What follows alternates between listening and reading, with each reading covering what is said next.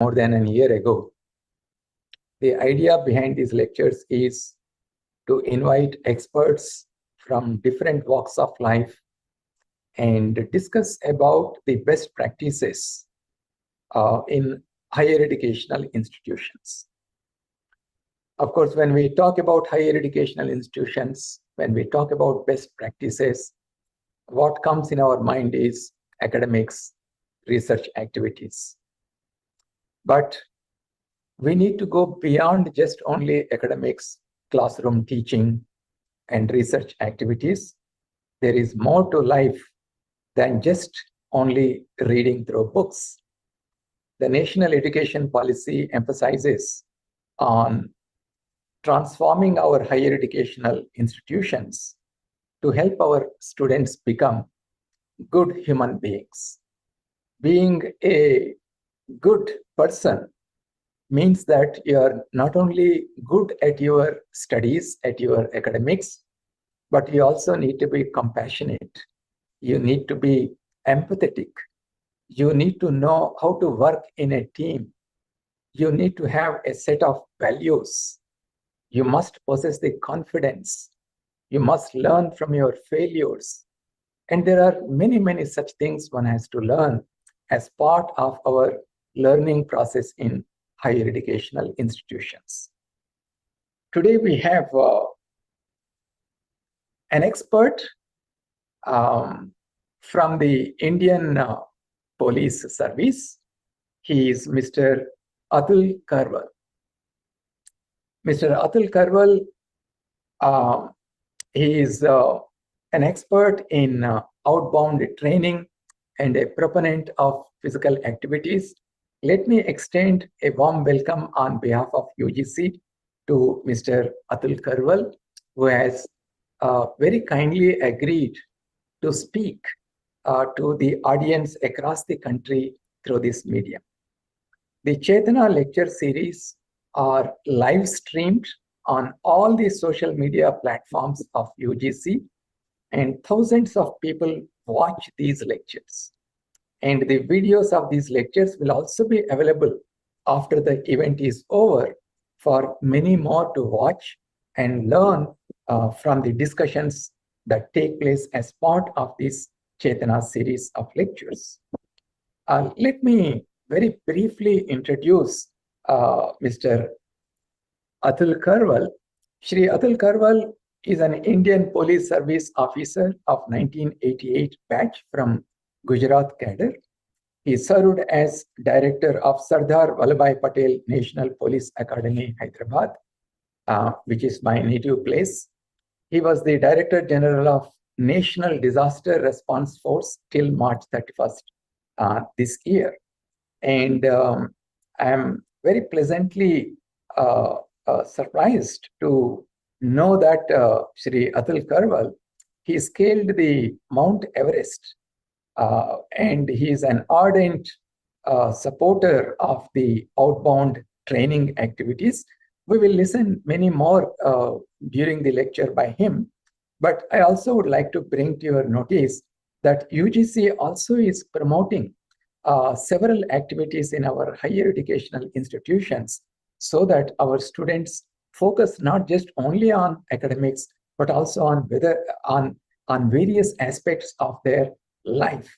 UGC has brought out Jeevan Kaushal 2.0 guidelines, and this is a document that elaborates on integrating essential skills such as communication skills, collaboration, problem solving, and various other creative activities as part of their learning. We also have the National Credit Framework, and using this National Credit Framework, we have come up with the Higher Education Qualification Framework, where we are providing a lot of opportunities for students to learn outside the classroom also through various other activities. We hope that the presence of Shri Atul Karwal and listening to him today will motivate our students to focus on various all-round activities in their educational institutions so that they become a full person. With these comments, I would like to hand over the mic to Shri Atul Karwal. Thank you very much, sir, for your kind words. And I think you gave a synopsis of my presentation in the first few minutes. I'm deeply honored and privileged to speak to this august gathering of academicians, students, and educationists. It was a surprise invitation, as I shared with you earlier, that UGC reached out to me, and I would be very happy to share what I have learned. In police, training is sometimes looked down upon. People presume it's not as important an activity as field policing, and sometimes they feel dejected, but it's been my passion, and out of 36 years of my police career, I have spent about 11 years as a trainer, and I find it extremely fulfilling to be able to mold a youngster into a proud and upright uniformed officer. So with these words, I'll share my experience. And one bit of trivia, my wife, Anita Karwal, retired as Secretary School Education, Government of India, 1.5 years back, and she was closely associated with drafting of the NAP for school as well as higher education. So I took some tips from her also to refine my presentation. So with your permission, sir, I'll share the screen and start.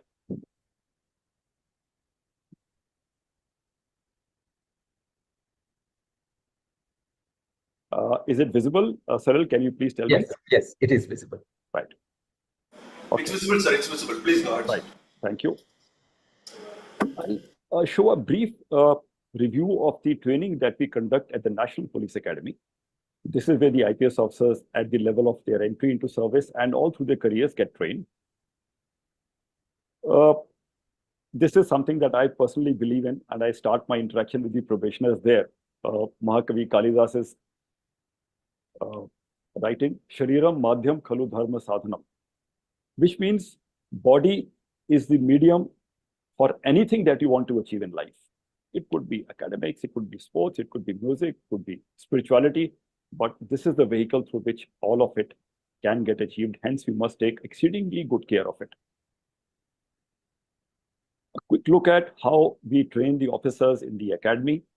There's rock climbing, equitation, 16-kilometer runs, 40-kilometer route marches, deliberately challenging them to push their boundaries, discover the potential they have within them, and training them to overcome their fears.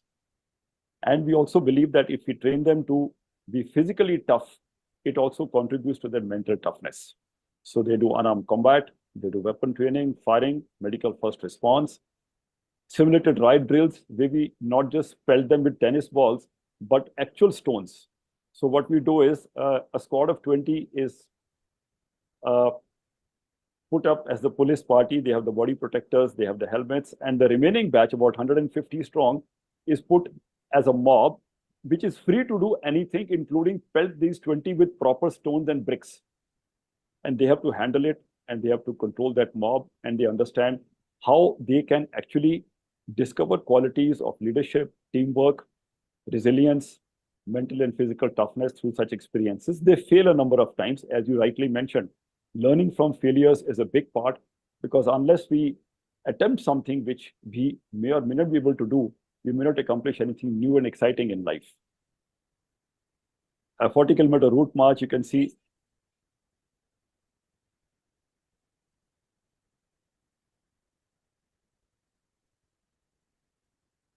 It's crossing a water body in the dark, and swimming and things like that.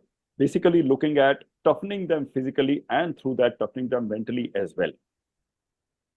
And they finish up with a passing out parade, which is sometimes graced by the Honorable Home Minister, as you can see here. And ladies are joining in large numbers by choice. And they are doing extremely well. Normally, the best outdoor probationer, which means the sum total of performance in the outdoor activities, was historically dominated by male officers because they would be fitter, stronger, hardier, etc., etc. But now ladies are winning it time after time. So my request to all the officers, all the academicians here, the ladies are proving to be stronger, more committed, more focused, more out to prove themselves than the male probationers, and males are finding it hard to keep up now. Okay, a quick look at not this climb, as you're kind enough to mention.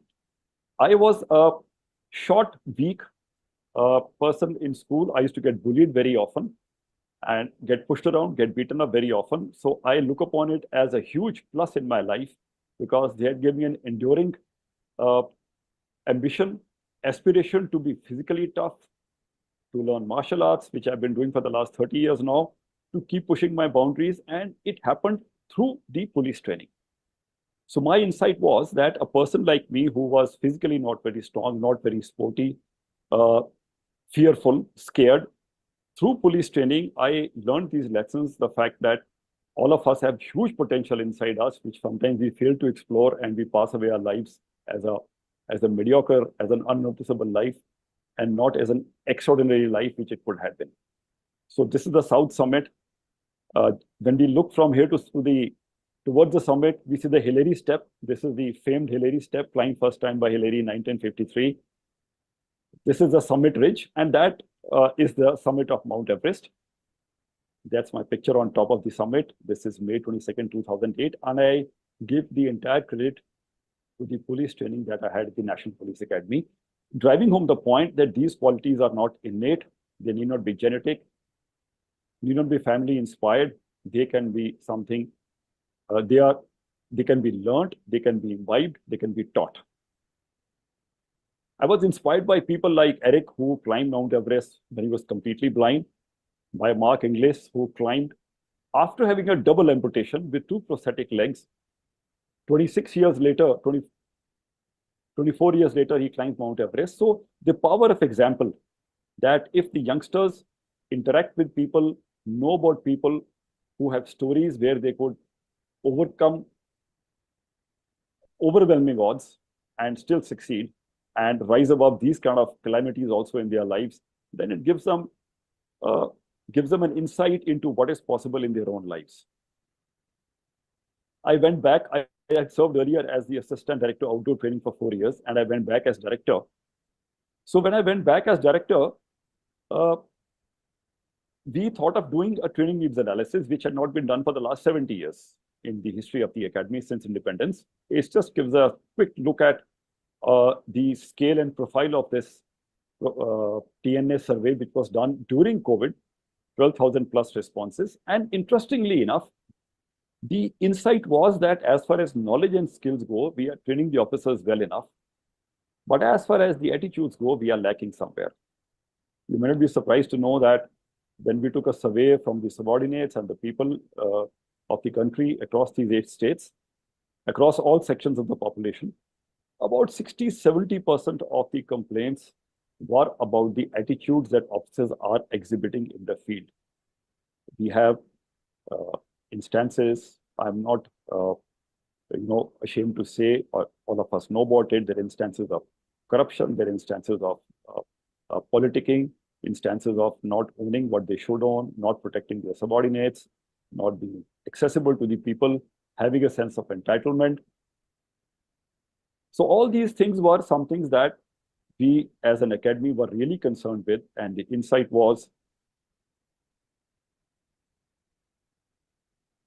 that the KSA that we have always been professing, knowledge, skills, attitudes are so much more important.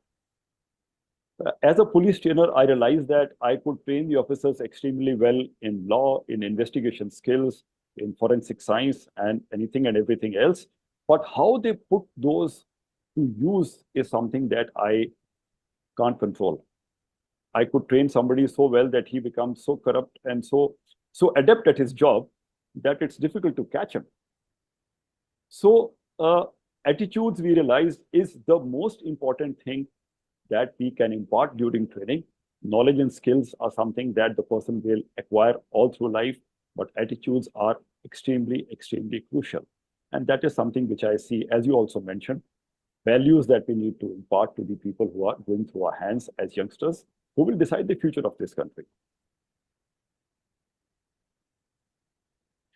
So the values that we sought to inculcate in the officers, in the academy, some of them are mentioned here before you. The underlying values, resilience, gratitude, and an openness to learning is something I would like to speak about a little bit here. I personally took lectures in resilience. That's my passion, to understand how the mind works, how people like Mark Inglis, after getting both legs cut off, can still think of climbing Everest. How can we come back from any and every adversity?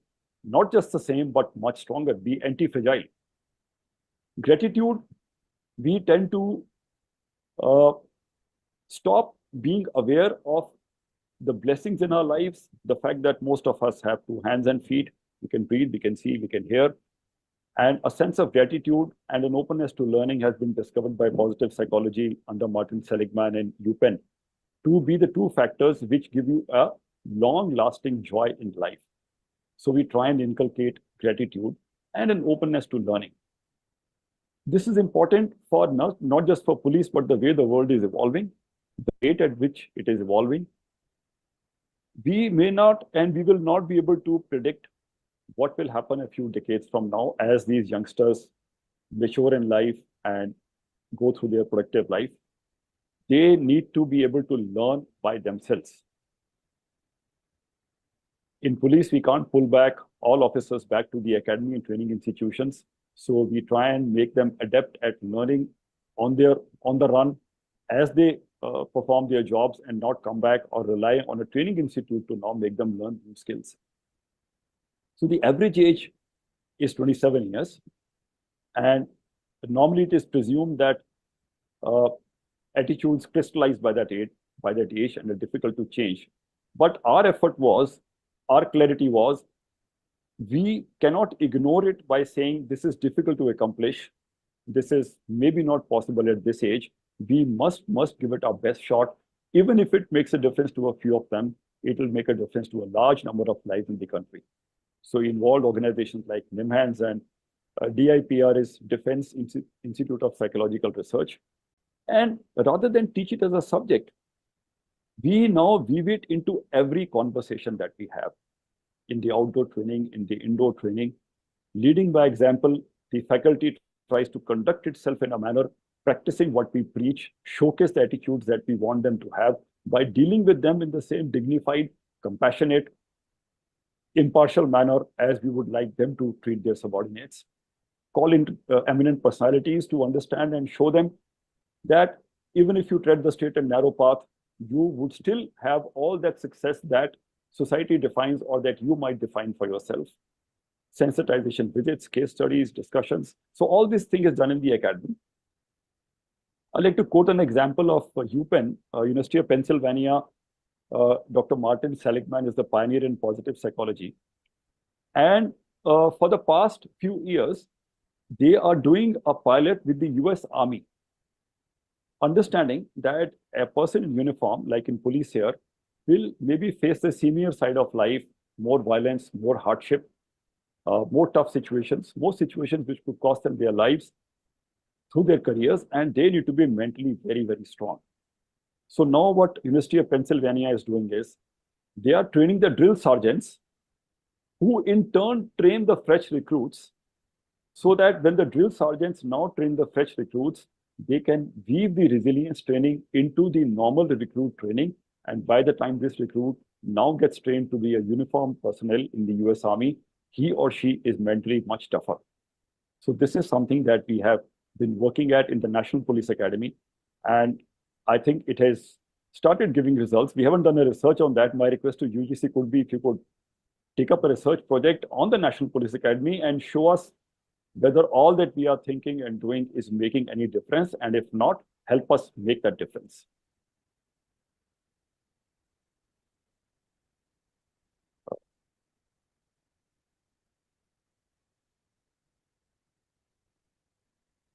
It's a short film by the Organization for Economic Cooperation and Development, recently released. I would just show you the first 40 seconds.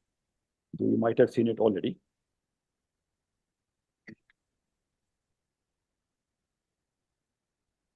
The inner development goals show what inner shifts or human growth needs to happen in order for us to increase our chances of reaching sustainable development goals collectively. The inner development goals covers 23 skills that are divided into 5 categories. Skills such as inner compass, openness and learning mindset, self-awareness, presence, sense-making, connectedness, humility, co-creation skills, trust, and perseverance. What I see as the basic human challenge, when we talk about mind shift, when we talk about growth that matters, I think the basic human challenge is this. It is difficult to learn if you already know. Interesting statement. It is difficult to learn if you already know. I have seen it in the government. It might be happening in the academics as well. As we grow senior and we have long years of experience behind us, we have this illusion of having been through it, and now I know it all. I have all the answers. I don't need to learn anymore. And a fresh idea is not welcome, even examined. That is a huge, huge minus as we go through life. Hence, the openness to learning that I mentioned earlier is very strongly sought to be inculcated in the officers so that they never ever presume that they have reached a stage where they don't need to learn anymore. A quick look at the World Economic Forum top 10 work skills. If you look on the right side, these are the skills that they say the youth should have if they need to succeed continually through this changing world, and they are able to then evolve with the situation and still be relevant and be competent to handle what future might throw at us. So what are the values that we desire in the youth of today?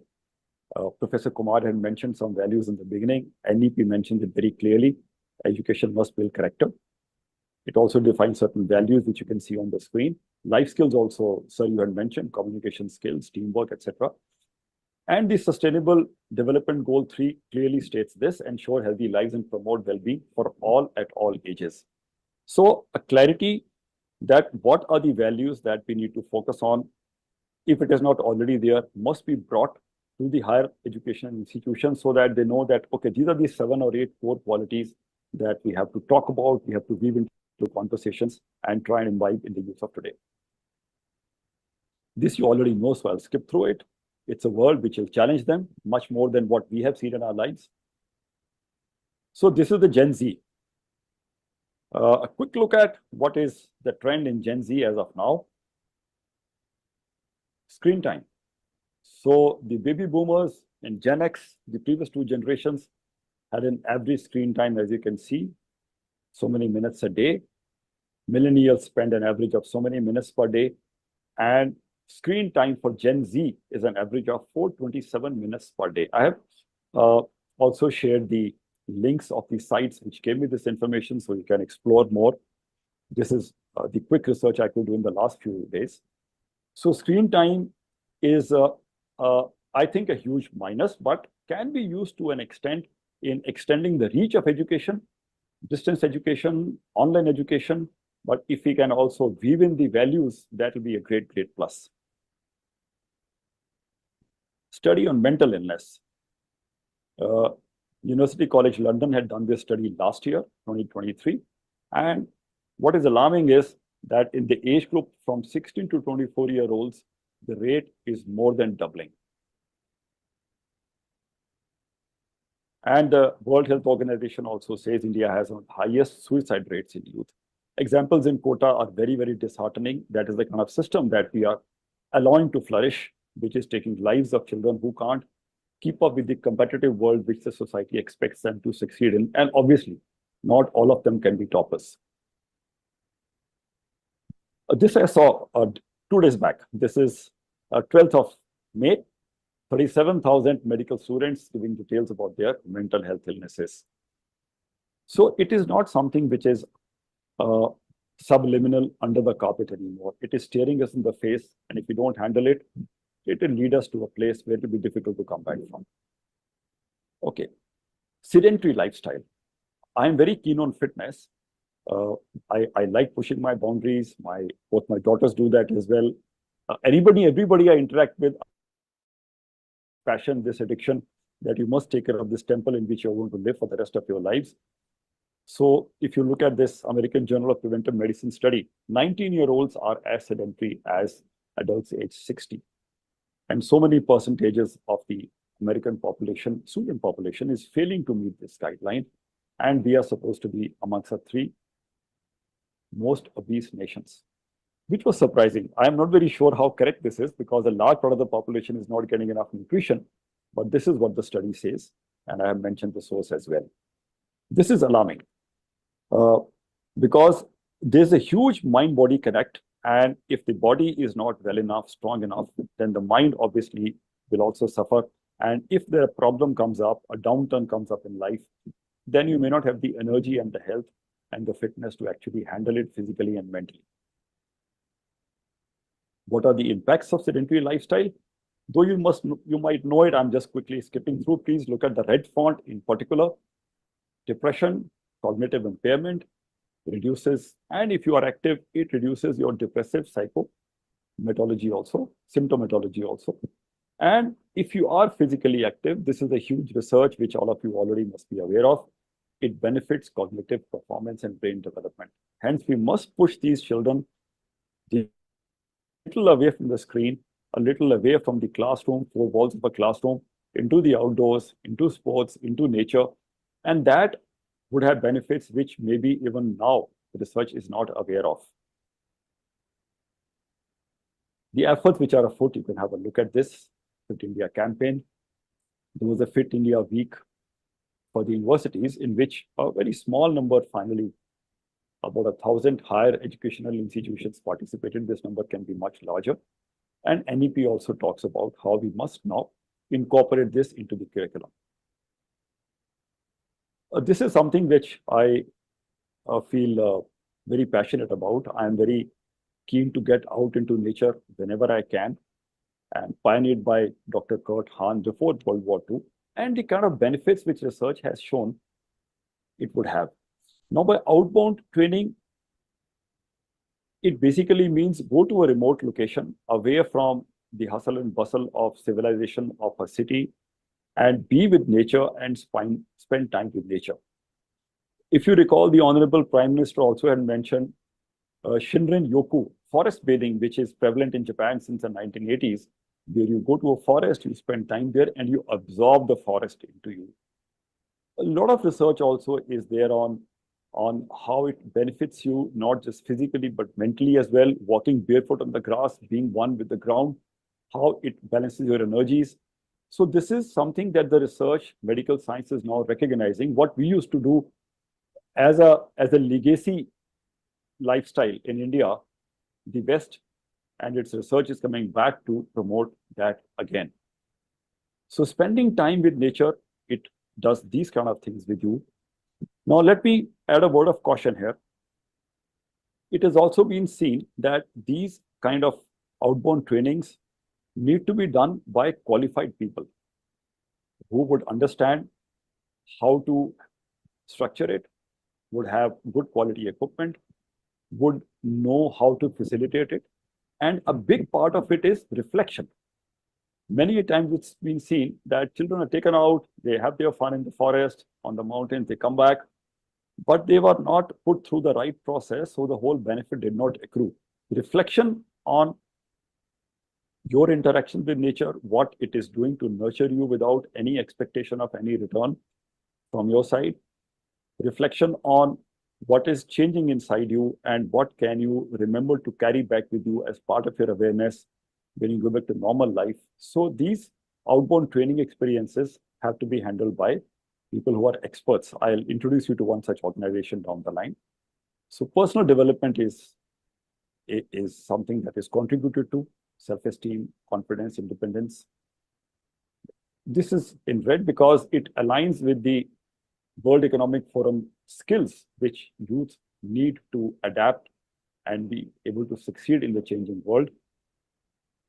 Enhancing creativity, problem-solving skills, complex situations, skill development, widening of horizons, having a vision of your life. When you're alone with nature, sitting by yourself, maybe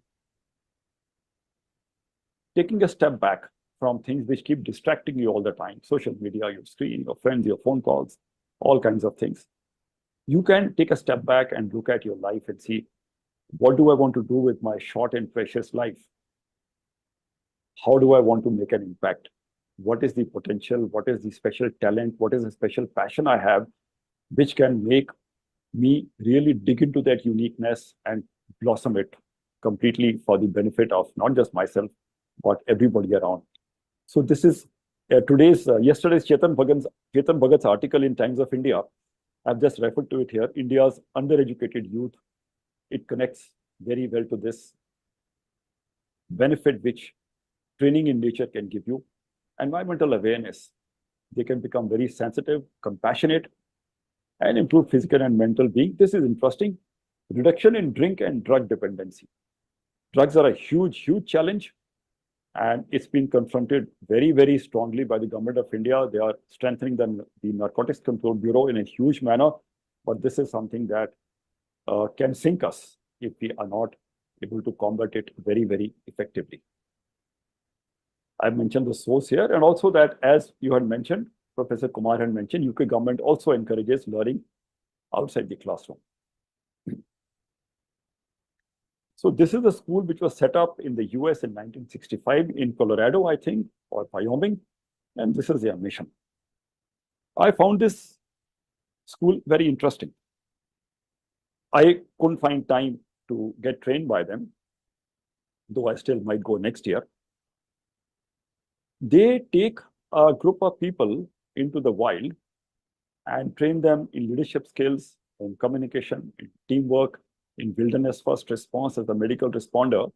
And the interesting thing is that colleges and universities, many of them in the US, you can choose to do a trimester or a semester with NOLS, with the National Outdoor Leadership School, and it is seen as a perfect substitute for classroom training.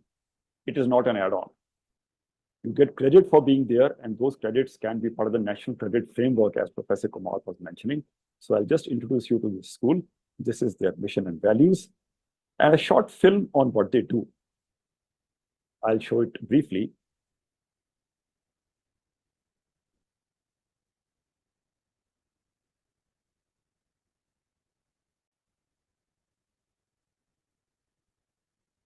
In today's world, the wilderness lies in wait for everyone. Whether it's a first aid emergency in a shopping mall or a mountain range to traverse, whether it's being able to make a decision in a board or leading a team project in college, the future is bright for those brave enough to step into it.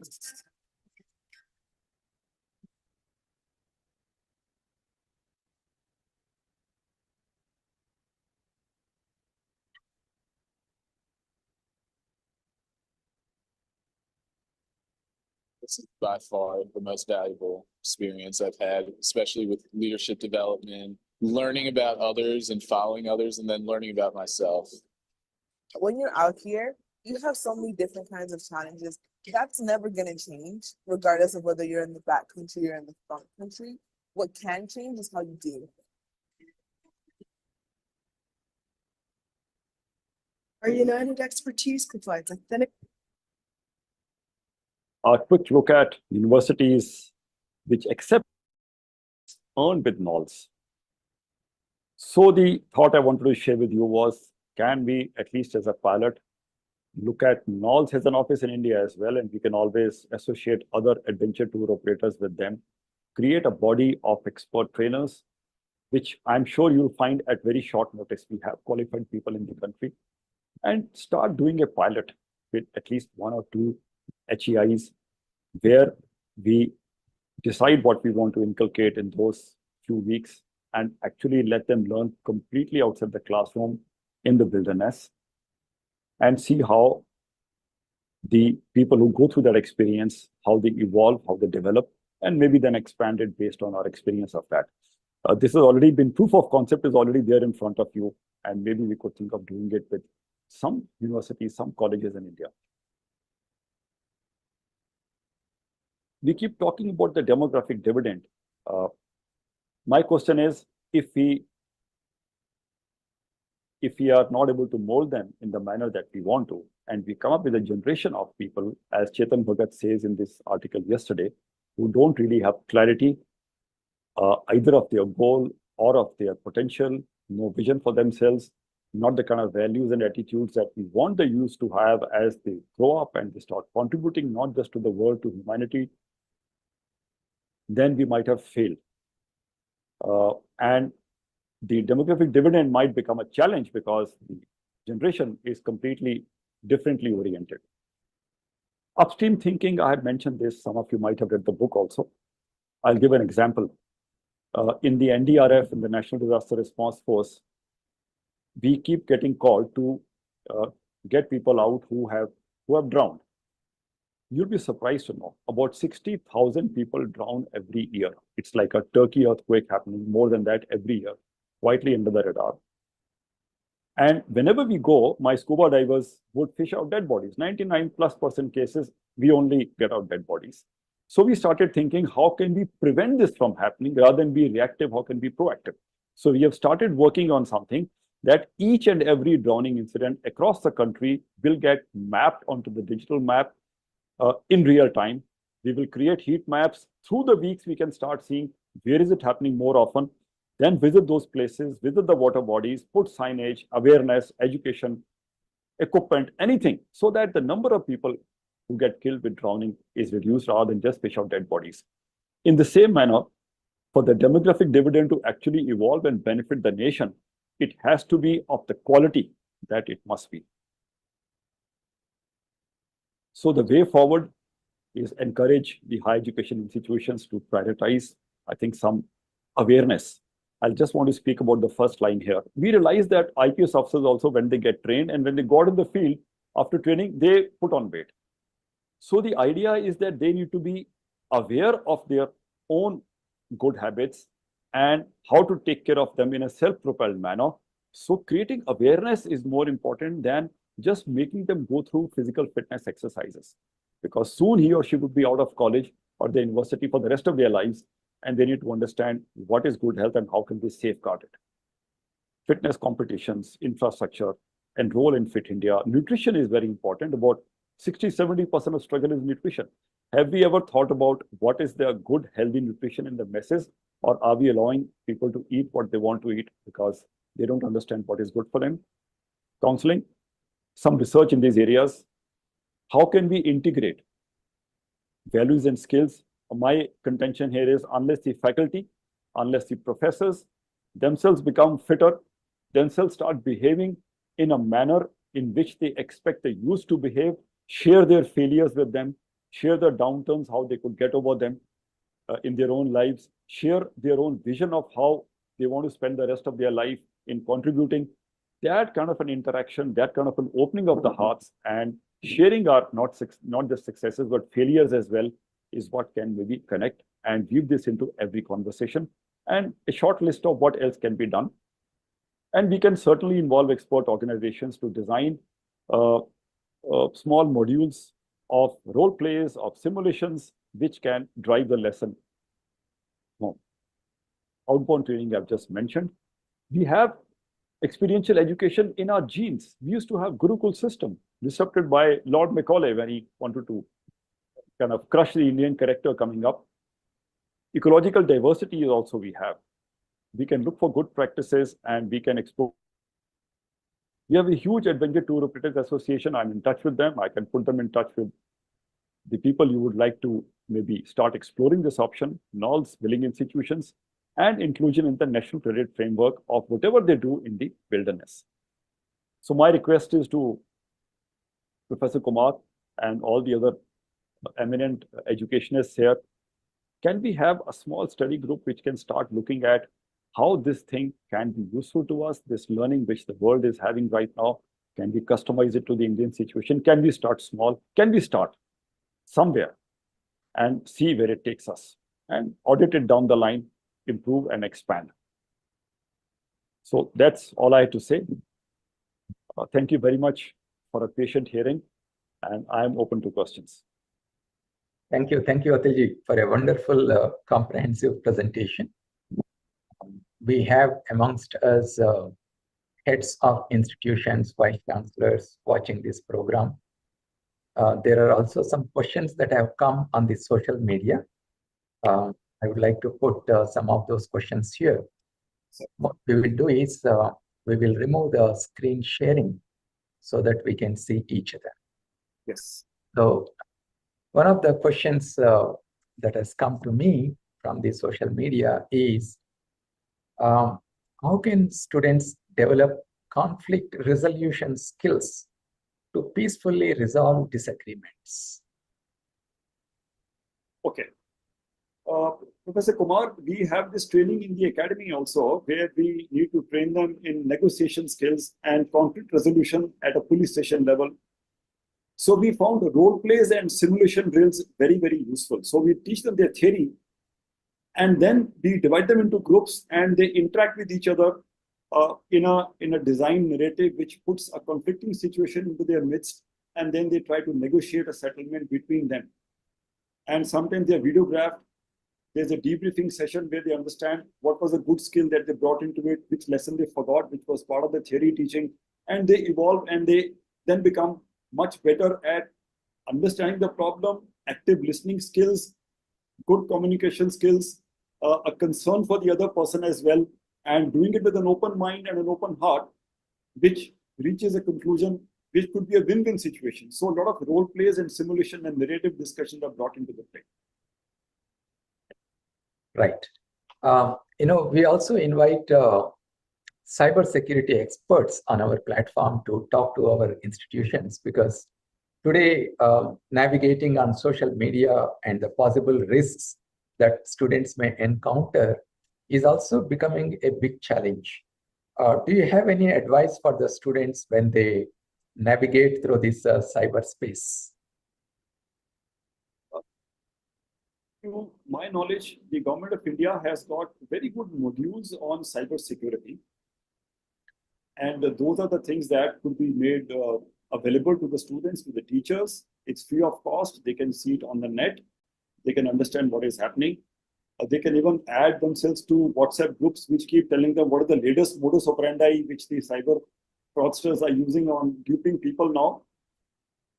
One other thing that we could do is that since we have the youngsters using so much of screen time, using that to our advantage by having a learning management system. We have it in the NDRF now, that you load some learning modules on that, and all the students are necessarily required to do it in their own time over the next few months. For example, if you have a 1 hour cybersecurity module, which you want all students to see, certainly, there is no escape. And you say, okay, this is 1 hour, and my LMS, which you have to enroll in with your telephone number, will check when did you enroll, when did you complete, how many marks you got, and this 1 hour thing you finish in the next 3 months' time. But at the end of 3 months, I will get a report who has done it, who has not done it. So some essential skills can be force-fed inescapably. Right. You also headed successfully NDRF. There is a question here. What precautions or steps students must take in case of natural disasters or accidents in their own school or institutional premises? Professor Kumar, this will be a separate talk entirely. But what we have done is, and it will be available soon, I'll put your office in touch with the office of DG NDRF. Over the last 6 months, we have developed e-content for each of these disasters. So you can pick and choose if your area is subject to not earthquakes, but floods. You can do the flood module, which is 1.5 hours. You can understand how they happen, what to do before it hits you, what to do while it is on, and what precautions to take once the floods have done and gone away with, but danger still remains of lack of hygiene. Then we will make it available to organizations like yours, and it's free. And we plan to make it multilingual. Right now it's in English, but we create it in different languages, and that will be something that you could put in the LMS as well. That one module you need to do about disaster response so that you and your family remain secure. Wonderful. I think we will definitely get in touch with you and DG NDRF and make sure that this digital content gets wide publicity among our educational institutions. There is another question. This is about the substance abuse, which is now prevalent in our society. Especially the youngsters face a challenge about this substance abuse. what do you think can be done to overcome this challenge? That's a big challenge before us, and the youth is suffering, especially in my native state, Punjab. I see a huge difference from when I grew up and what I see now. The Narcotics Control Bureau, headed by my batchmate, Mr. S.N. Pradhan, has a lot of modules for educating the youth. So I think these concerns, cybercrime, the ills of social media, substance abuse, these modules can be made available on that LMS platform, and we can push it to the youth that they must certainly see it. The other thing is that one suggestion could be calling DG NCB also to speak. He's a very good speaker as well. I mean, not as well. He is a good speaker. And I think lack of awareness is sometimes, and peer pressure. So I'm not an expert on this, but I think NCB would be a good source to find out what steps they are taking and sharing those steps across the educational institutions. Right. You used a word peer pressure just now in your response. Often for students, it becomes very difficult to come out of this peer pressure. So what do you think can be done? One, of course, is creating more awareness, but are there any tips from you for the students to handle peer pressure so that they can make responsible decisions? Right now, the peer pressure is towards trying out this stuff. And if a non-drinker gets into a drinker's club, they kind of prevail on this person to try it out, have a support too. So can we think of encouraging groups which are actually pushing the better behavior? So the peer pressure is a phenomenon. We can use it for benefit as well. So can we think of, number one, in the education institutions, finding out students who have determined to remain clean and recognize them for that and allow them to showcase what they are doing, allow them to make other subgroups where people who are on the edge of it or already gone deep into it are a single member of that group where everybody else is clean and they try and support this person towards a cleaner habit. Second could be parents becoming a little more involved in children's lives. Now we have become so busy that we actually don't understand what's happening in my child's life. And I get to know only when things have gone beyond a point. Where are they spending their time? Who are their friends? What are they conversing about? What are they doing on social media? So a quiet, understated parenting, which is very aware, but intervenes early enough to prevent this from happening. These are two things that I could think of. Right. With your background in physical fitness and various outdoor activities, can you tell our students if there is a need for them to learn self-defense just to protect themselves in case of any threatening situations in their life? I didn't get this question, Professor Kumar. A defense against a threatening situation. Self-defense. Right. Yes. I think capacity of running away is one.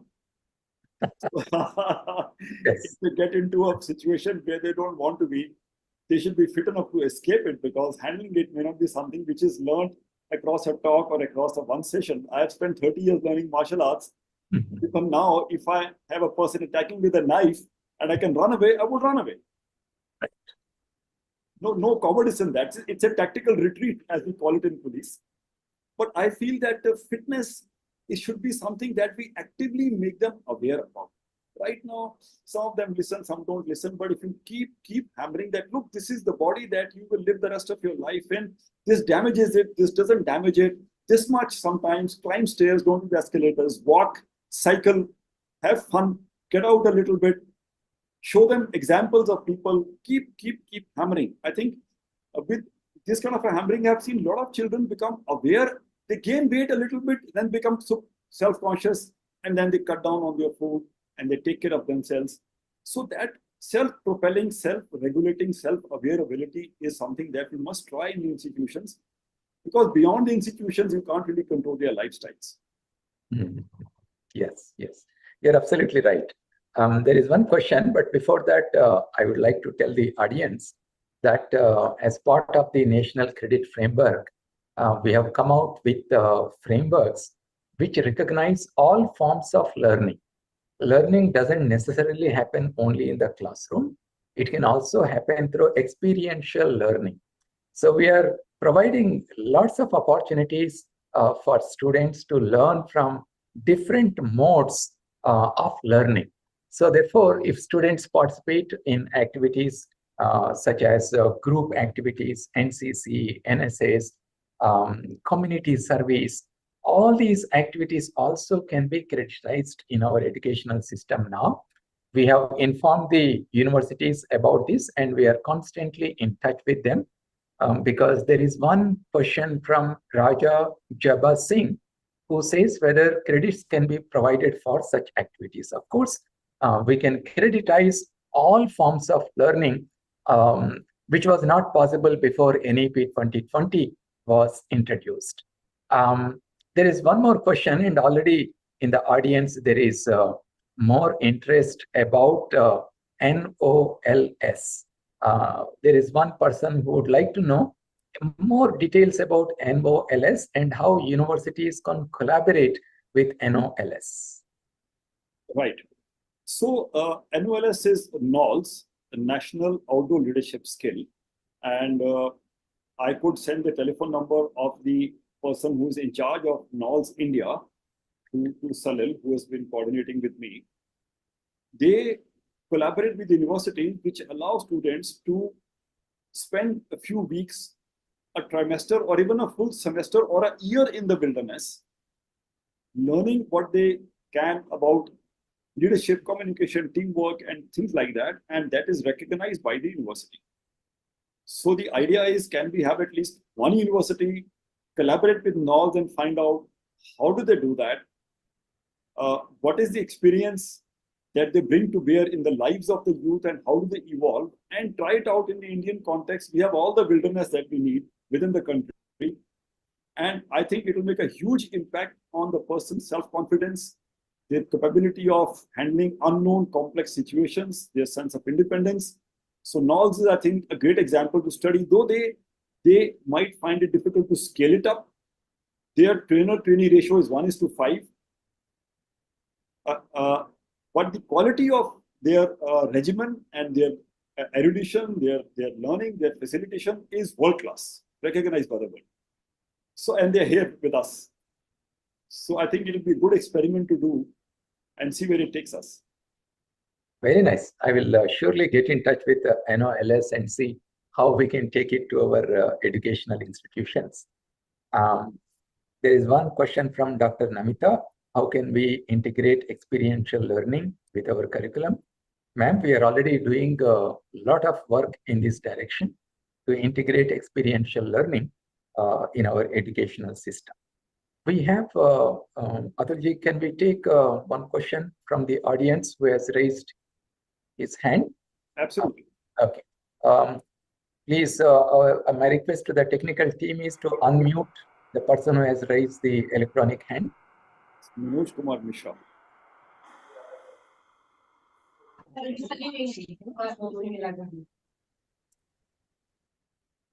Right. Please go ahead and put your question.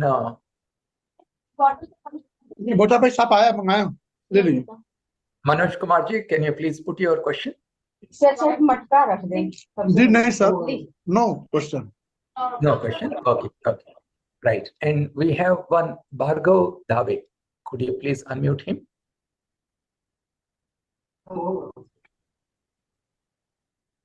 नमस्ते sir. हाँ, नमस्ते हाँ, भार्गव। नमस्ते। Go ahead. Sir जी, मैं अभी professor हूँ पर NCC cadet रह चुका हूँ। और ये जब जो रिक्रूटमेंट हुई प्रोफेसर के रिगार्डिंग, तो मैंने 3 साल एनसीसी किया है 2006 to 2009, राइट। और उसके बाद मैंने 10 साल स्टडीज की हैं। और जब ये डॉक्यूमेंट वेरिफिकेशन का जो दौर था, उस वक्त 0.1% भी एनसीसी का नहीं गिना गया। तो उस समय थोड़ा मुझे ये लगा कि उस टाइम जो मेरे फ्रेंड्स लोग बोल रहे थे कि आप संडे भी टाइम नहीं निकाल सकते, क्या करते हो? तो मैंने बोला कि नहीं यार, मुझे ज्वाइन किया है, उसको करना है।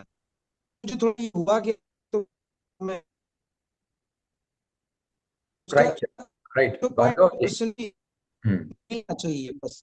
ठीक है भार्गव जी, मैं I really appreciate your participation in NCC and NSS. More teachers should be participating in such programs. We are now revising the 2018 minimum qualifications for faculty recruitment in universities and colleges. Many such contributions will also be recognized as part of the evaluation of the faculty members. Okay, thank you very much for bringing this to my notice. I think we have finished all the questions. Let us conclude here. Shri Atul ji, you have given us many ideas, and you also explained how physical fitness and mental well-being and participating in outdoor activities contribute to becoming a full personality, not a one-dimensional personality, especially for youngsters. This is very, very important. On behalf of UGC, I would like to once more thank you for being with us and for sharing from your own life experiences. Thank you very much, sir. It was a pleasure and an honor. And I'll send the details to Salil. Sure. House office. We will get in touch with you. Namaste. Namaste. Okay.